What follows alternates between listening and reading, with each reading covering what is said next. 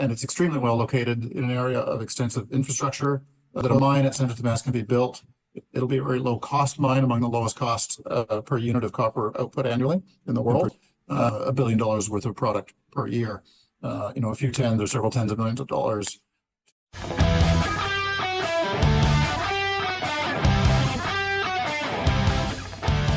Welcome to Financially Free Podcast with your host, Nay Torres. One of the reasons Nay could retire when he was 25 years old is because he was coached by the best. And now through this podcast, so can you. Welcome everyone to the show. Today I'm talking to Adam Smith from Oroco Resources. Adam, welcome and thank you for your time and spending this time to educate us. Thanks, Nay. I really appreciate it. Appreciate the opportunity to talk to your investors about Oroco. Appreciate it. Today my goal is to take the thesis from Oroco and make it so simple a 14-year-old can understand it. Is that something you could help me with? Yeah, I'm looking forward to that. I think one of the things Oroco has done over time is try to educate its shareholders. First, we talked about the copper thesis, the copper supply and demand thesis that has been driving interest in the sector. At other times, we've talked about how our assets should be valued and how assets like this in recent mergers and acquisitions have been valued, and what, if any, lessons we can apply from other transactions to Santa Tomas and what investors can expect in terms of evaluation should we succeed in taking the project to an exit via sale to a mid-tier major mining company. So let's go first thing first. What is Santa Tomas? So Santa Tomas is a large porphyry copper. Porphyry is a geological word, which means a low-grade disseminated ore. Porphyry coppers are the source of most of the world's mined copper. A porphyry copper deposit can be multi-billions of tons, containing many tens of millions of tons of copper. In our case, we have a resource that was announced last year after an extensive drill program of approximately 1.1 billion tons, containing about 4 million pounds or almost 9 billion pounds of copper. This deposit sits on surface, it outcrops, so it's amenable to open pit mining. And it's extremely well located in an area of extensive infrastructure, close to a deep water port where the product that the mine makes can be shipped, close to a railway, a highway, a population center, the national power grid in northwest Mexico.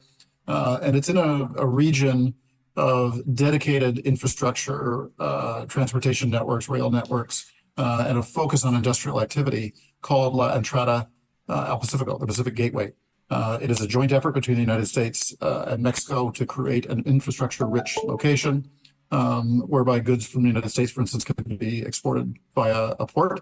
There's a large gas pipeline, a 42-inch high-pressure gas pipeline coming from the Permian Basin in Texas, leading to the port of Topolobampo, coming to within 25 kilometers of our site. It's one of the major export pathways for gas, natural gas, from one of the world's biggest oil and gas pumping regions, the Permian Basin.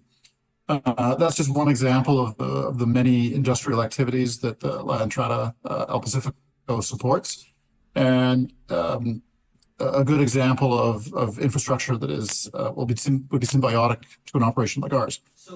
Big porphyry copper mines move tens of millions of tons of material per year.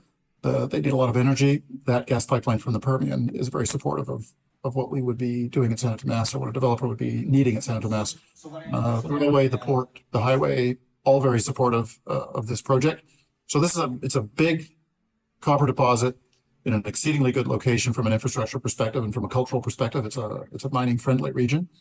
And our job is to take it from a geological, to define the geology, to define the copper resource there, to do engineering studies which shows what a mine would look like,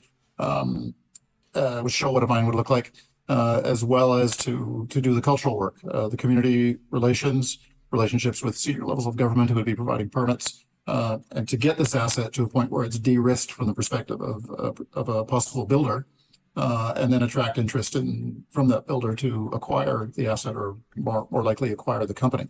And that is the exit for the shareholders. And I'd be keen to speak to the valuation metrics that apply to such M&A transactions elsewhere, and see how that applies to Santa Tomas. So let me ask you a question. What we are saying basically is that this piece of land we see right here, All that purple thing right there is copper, right? So what you see in that is a block model. It pixelates the deposit as defined by the drill holes that you see in front of me right now. So it will pixelate the deposit into blocks of 50 by 20 by 10 meters. It will apply a copper grade to each of those pixels, such that you can look at the deposit as that image shows from 60,000 feet, and you can see where the high grade exists. You can see where the deposit exists. You can see it laid out in front of you in 50 by 20 by 10 meter blocks across a length of 3.5 kilometers. Got it. So what you just said a moment ago is that there's the infrastructure, which is not normal in many projects, to carry that copper somewhere else. Will it be processed there, or will it be processed somewhere else? How does that work? So we just published a preliminary economic assessment, which is the first level of economic assessment or engineering studies that cover projects like this. And what that PEA described was a very standard mining operation where you dig a pit, you take that ore, you separate the ore from the waste. The ore goes through a processing facility where it's crushed, it's milled to a fine powder, and then the metals are removed via a process called flotation. The product that is created is not pure copper, but it's a material that in our case would be 27% copper. Within that so-called concentrate, you also have a quantity of gold and silver, and then a separate concentrate via the same process, the flotation process, would create a molybdenum concentrate. So the product of Santa Tomas would be two concentrates, a concentrate where most of the value is copper, but there's also associated gold and silver, and then a second concentrate with molybdenum. That concentrate would be shipped via, whether it's the highway or the rail system or a combination of the two, to the port of Tocopambao, where it is loaded on ships and sent overseas. Or alternatively, it could be taken by rail to the United States or to smelters and refiners. And let me ask you something, Adam. Is that your problem, or is that the problem of the buyer? Is that something investors right now on the property should be savvy about? Or no, it's this is actually a very standard process. It's how the vast majority of copper from porphyry copper deposits ends up. It is not. The mine doesn't produce pure copper; it produces this concentrate, and the concentrate is then taken elsewhere. So, but it is the concentrate that a company or that a project like this would sell. China, for instance, buys approximately half the world's concentrate currently. They pay the mine the value of the copper, gold, silver, in our case, molybdenum as well, less a charge for the smelting and refining, the process by which that concentrate is turned into pure usable metal. So no, this is a very standard process at Santa Tomas. It is both the way the copper is contained in the rock, the way the copper and other metals are removed from that rock, and then the ultimate product, as well as the mining process, the process of digging the ore out of the ground in the first place. All very standard, very by the book. Nothing is unusual about it. There is no special problematic features about Santa Tomas, and that's one of its strengths. It is a good bread and butter by the book copper deposit, producing what I've heard about this problem of water in the property. Is that a problem, or having a river crossing it? So the mine plan as it's conceived right now takes into account the river. There is a setback from the river of a number of meters designated by Mexican law, and the pits do not interfere with the river. As a consequence of this, there is about 250 million tons of material, which is a significant amount of material. It's probably 10 or 15 billion dollars worth of copper contained in that, just that deposit, or just that ore. Sorry, about 10 billion dollars of the copper in that, and other metals in that 250 million tons. That is not included in the mine plan because it can't be accessed while still respecting the limits of the water body, the river. Many mines around the world actually do alter waterways in order to access ore. We have looked at it very, very loosely at Santa Tomas and figured out what the cost would be. The cost to alter the waterway to divert the river is certainly makes sense in the context of the ore that could be accessed. But what we wanted to do in this first economic assessment, preliminary economic assessment, was show that a mine at Santa Tomas can be built. It'll be a very low cost mine, among the lowest costs per unit of copper output annually in the world. And it can be built without interfering with the river. But I would think an operator at Santa Tomas would look at that extra 250 million tons of ore. They would weigh that, the revenue from that against the cost of diverting the river, and they would ultimately find a way to divert the river. There's a great many engineering ways to do that fairly inexpensively, inexpensively in the context of a mine that can produce $1 billion worth of product per year. A few tens or several tens of millions of dollars to divert a river and access that additional ore would make sense. But our mine plan does not involve diverting the river. And we would think that any consideration to do so would be the ultimate developer of this property. And they may not make that decision until 15 or 20 years of mine life at Santa Tomas when the revenue, the tax revenue, the jobs are all established, and the consideration behind moving the river is far more accepted by the local population. That reminds me to the next question. Only a piece of the property is actually researched, right? There's a lot of the property that hasn't been researched that has potential, does it? I think that's correct. There's a number of directions that mineralization is open in. The slide in front of me shows this is meant to depict it's open to the southwest and the southeast. It is also open to the north. And this region across the river at a part of the property we call Brasiles, we have drilled, we encountered mineralization. It's clearly an extension of the mineralization encountered in the north zone. And then from the right-hand side of this image, all the way to our property boundary is another several kilometers of length of the geological structure that carries a lot of potential for exploration. But for Oroco, it is this region, the north region, the north zone and the south zone, where we think there's somewhere between, the mine plan described a 22.6-year mine life. As mentioned, there's an additional 250 million tons of ore not included in the mine plan. And that's another several years of mine life.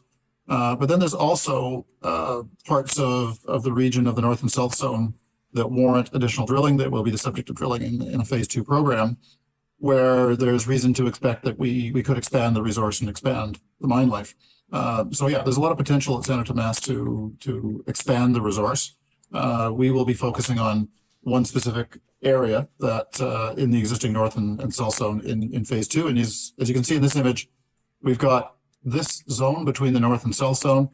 Historical drill holes do exist there. They show mineralization, so there's every reason to believe that that's a worthwhile target. And then on the southeast and southwest corner of our south pit, mineralization is open. The drill did not define the limits of it.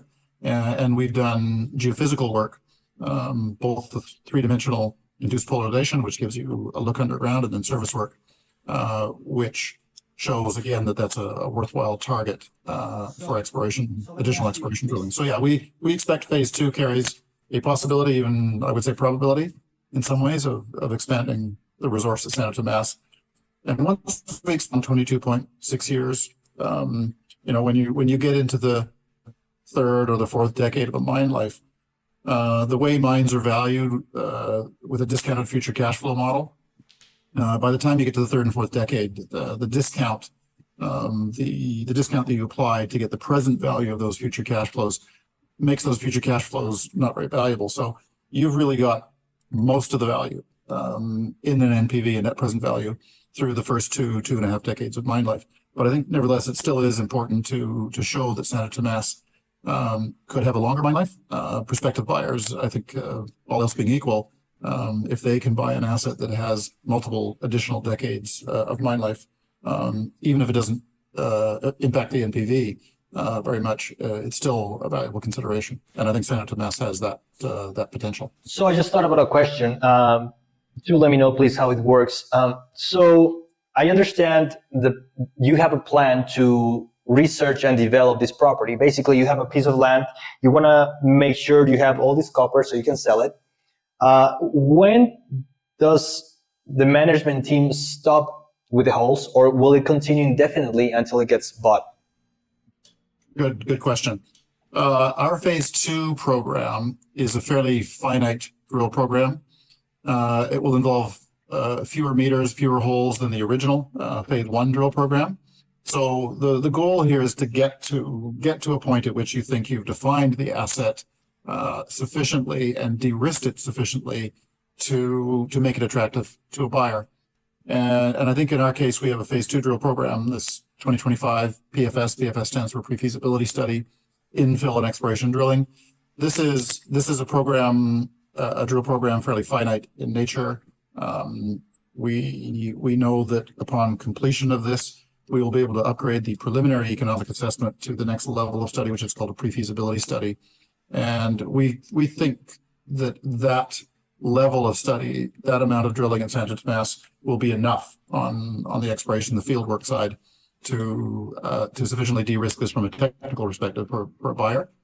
Any work we do over and above that will likely be social and cultural and political work, getting community buy-in for the project, dealing with state and federal authorities to understand their commitment to see this be turned into a mine. And on that side, on that front, we think, given the talks we've had already with the state politicians, given the region's historical reliance on mining and acceptance of mining, and the fact that we sit within this La Entrada El Pacifico region specifically designed for industrial activity, or specifically designated as supportive of industrial activities like this, we feel that the next phase, that phase, we will succeed at that phase as well, just as we think we'll succeed in the infill drilling and exploration drilling program to start next year. So we have a very clear plan here to take the project to PFS and do so quite quickly, do so within the year. We will probably do some of the further studies. Well, we certainly do the community and the permitting outreach studies concurrently with that program. But once the drilling ends, once the PFS study is complete, I think that's the heavy lifting. That's the expensive work. Everything after that is quite inexpensive, and I think will reduce the company's capital needs. The company's capital needs will be reduced at that point quite significantly. And let's talk a little bit about the ugly side of politics. Will we? Because what I have found in X is that a lot of people think, or there's this perception that the government can just take it away from you, and Absolutely. the stock will go to zero. What will happen in the worst case scenario? Worst case scenario, and I think to be fair, we've probably seen that. We've exited what I think might have been the worst case scenario, which was a political leader in Mexico who was against mining, despite the country's multi-century history of mining, despite the fact that it's one of the world's leaders in mining, despite the fact that it provides up to and over 4% of the GDP. Despite the fact that it provides jobs in rural areas of Mexico, in areas that really need the jobs and needs the tax revenue. Despite all that, the previous president was anti-mining, which I think was counter to what the rest of the country and certainly the rest of the elected officials felt. So that was the worst case scenario. It was a politician that was talking about a ban on open pit mining, which is what the mining would be at Santa Tomas, would be open pit. He's been replaced. He had 1 6-year term. You can't run for a second term in Mexico. He's been replaced with President Claudia Sheinbaum, and she's quite conspicuously not spoken about that priority of the past president. She's appointed pro-business and even pro-mining ministers to her cabinet. She's talked to the international investment community about security of foreign investment in Mexico, and she has recently republished a list of 100 legislative priorities that did not include any talk of an open pit mining ban. A previously published version of that document did. So it's quite conspicuous that after President Sheinbaum gets into office, she publishes that list of legislative priorities, and it does not include anything to do with mining, whereas a previous version did. So we believe that there is something of a new dawn for mining in Mexico, that prior to President Luis Obrador, AMLO, Mexico was one of the top 8 mining jurisdictions in the world. Even during AMLO's presidency, mining tax receipts increased. But towards the end of his presidency, permitting for new mines became more difficult, almost impossible in some cases. What we think is going to happen with President Sheinbaum is she's going to get back to Mexico's historical position on mining. Very mining friendly. Mexicans see it as part of their culture. They certainly see it as integral to their economy. And they're proud, actually, of the country's mining history and its success in building successful mines, in graduating geologists and engineers from their universities, and in being a world leader. So we're quite encouraged that Mexico may go back to what it was pre-AMLO, when one of the world's big mining engineering firms included it in a list of the 5 top enduring mining jurisdictions. Mexico, United States, Canada, Australia, and Chile were all called the enduring top 5 by Barry Dolbear. Mexico's got an amazing geological endowment. It's got infrastructure. It's got talent. It's got the professionals to run mines and explore for mines. And so we think under Sheinbaum, we're going to see a resurgence of Mexico as a top mining jurisdiction. And in the worst case scenario, if government says something like, hey, I like your property, they will have to legally pay you. They will. They will. Any attempt to expropriate properties in countries like Mexico, Canada, the United States, jurisdictions run by robust legal systems and robust private property laws. Any attempt to take property would be liable to pay the former owner of that asset. The value of the property would be the value that we've established, the net present value, which is currently sitting at around, well, at current copper prices, it's probably sitting around $2 billion. $2 billion. So that's not a scenario the Mexican government would like. It's not a scenario that we would like. And it's a very unlikely scenario. Mexico has a lot of foreign investment. It's one of the top recipients of foreign direct investment in mining. It is a very big foreign direct investment recipient in industry. And there's really never been a penchant in Mexico for expropriating these assets. Under AMLO, there was an attempt to expropriate assets in the mining sector, but only in the lithium sector. I think that any attempt is the subject of litigation right now. I don't know how that's going to end, but Mexico has a liability to anyone that they try to expropriate property from. And I do not see it happening in the copper space. I don't think Mexico has got a desire to do that, and I certainly don't think they have an interest in generating a liability that would almost certainly be in the tens of billions of dollars, if not greater. So Mexico needs foreign investment to develop these assets. They could unleash billions, tens of billions in foreign investment tomorrow if they cranked up the permitting process and started to issue permits to those many dozens of projects that are at that stage in Mexico. And so the world is actually watching. They're watching for those permits to get issued now that Sheinbaum is president. And I think we will start to see permits getting issued and new mines getting built in Mexico, and Mexico returning to one of the world's top mining jurisdictions. All right. So since we have just 8 more minutes, I wanted to ask you, is it okay if I throw you a couple of questions from the internet? Maybe you can just give some answers. Yes, no, that'd be great. Perhaps could we maybe just back up and one of the things I talked about at the top of this discussion was taking the valuation or taking the financial metrics as defined by our PEA and showing how that relates to recent M&A transactions and what valuation metrics those transactions could lead to, and how our net present value, for instance, may be looked at as a prospective value for the company should there be acquisitive interest. Okay, so what is the current market cap of Oroco, if you had to guess? Current market cap is probably in the range of 80 million Canadian. 80 million Canadian, perfect. Now, what's the net present value? What's the value you get for those 80 million? The net present value, that's the 80 million Canadian is probably just a little under 60 million US. So the numbers you see on the slide in front of you are US dollars. Okay. So let's compare the 60 million market cap to these valuations.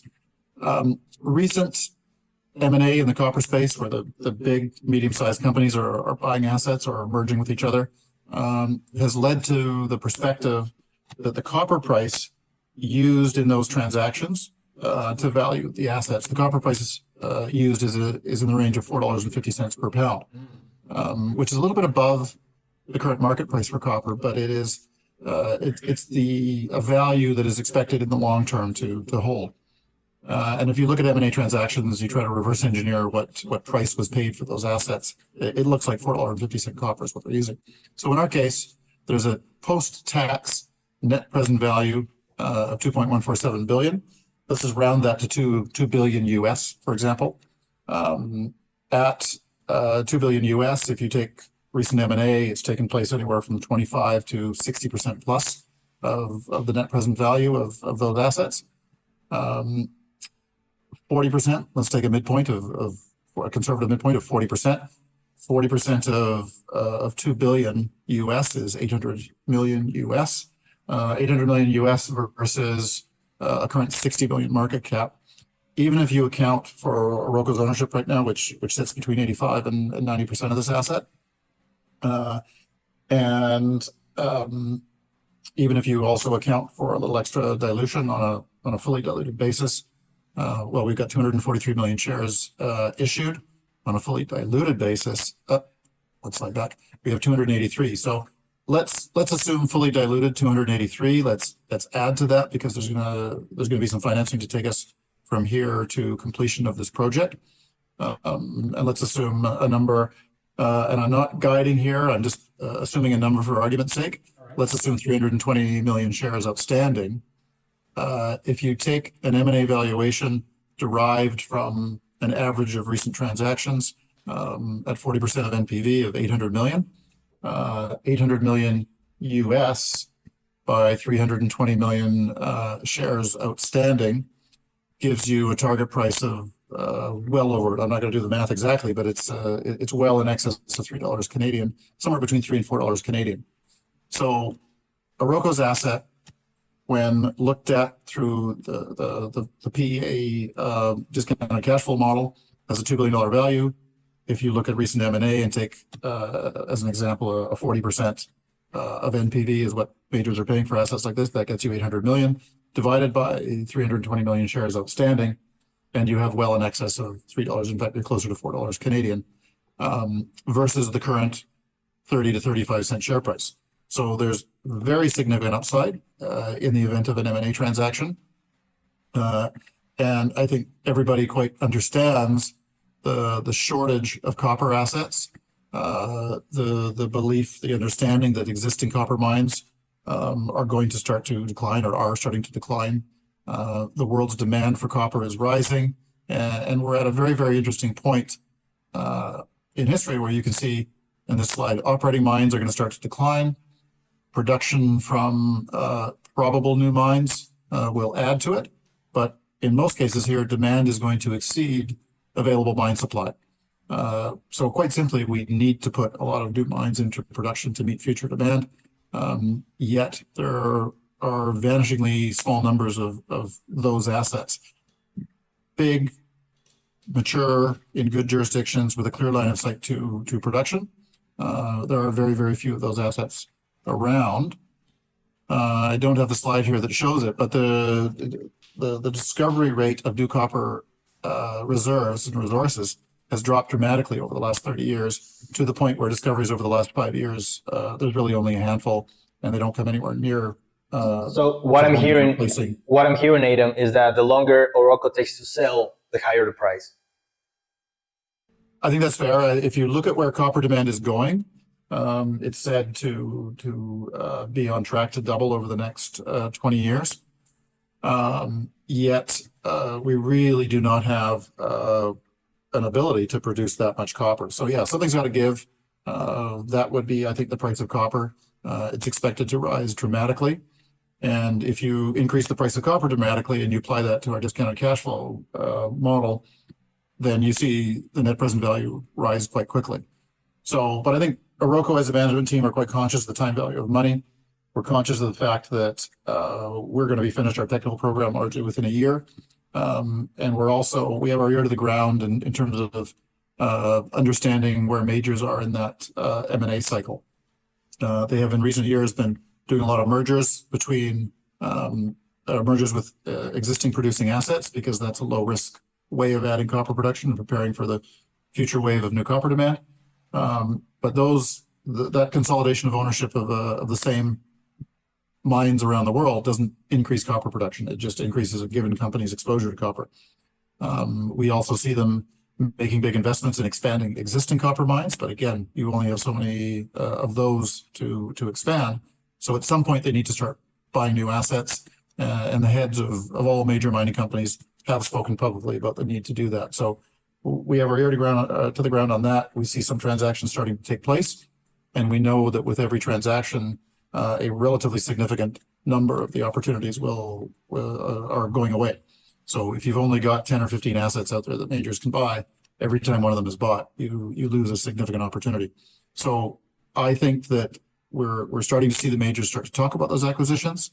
Their balance sheets are getting stronger because of high copper and high metal prices. And it's really only a matter of time before the maturation of Oroco in terms of de-risking the asset meets that point on the graph where the majors are cashed up and realize they have to buy these assets or they lose the opportunity to someone. Thank you, everybody. That's all the time we have together. And please don't forget to subscribe, follow us in x.com, and I'll see you in the next occasion.